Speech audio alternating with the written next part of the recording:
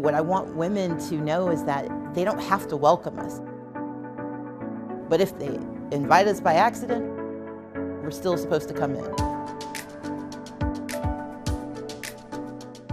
When I was running for governor of Georgia, the first real experience of sexism came about when reporters would not use my full name. They would just refer to me as one of the two Staceys.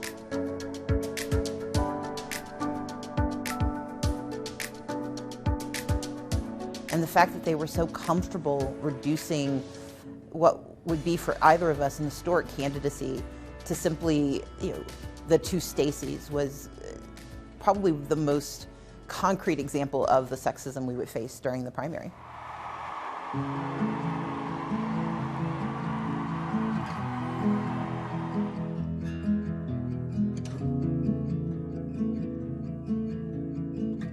So there were a group of women who had held office, who'd run for governor, had become governors in some instances. They all gave me some variation on the same thing. They said, be as much of yourself as you can be every day.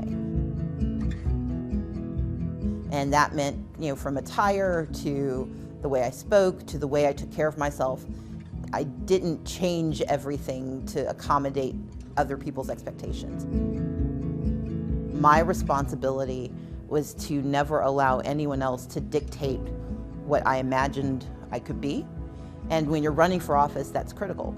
Sexism can take you down if you allow it to infect how you see yourself.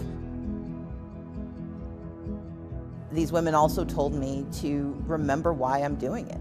That in the hardest part of a campaign, if you don't remember why you're doing it, you're gonna question your sanity and you're gonna question whether you still have the energy. I tell women candidates, first of all, you're ready. If you are willing to be intellectually curious, if you're willing to ask questions, and if you're willing to do the work, you're ready.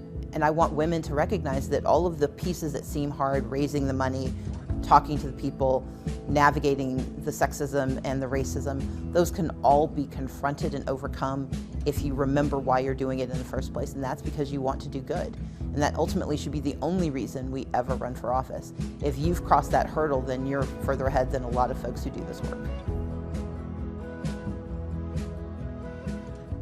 The progress women make happens with every election, no matter the outcome. Because every time a woman stands up, every time a woman makes it a little further, even if we don't break every ceiling and crack every new record, we change the dynamic and we change people's experiences.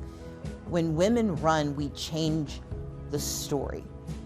We change the story for how voters see us, for how communities experience us. But we also change the sense of opportunity for those who may want to follow. And so I've long believed that we set these very binary notions of winning and losing. And as someone who's often been in the minority, I've been very intentional most of my life of setting my own degree of what winning looks like. Because sometimes there are a lot of times that there's no possible way for me to have what the marker of success looks like.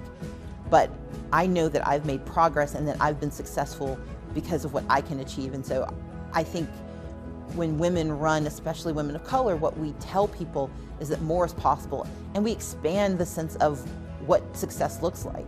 And the more that definition is expanded, the more people see themselves as possible participants, and that's what we really want.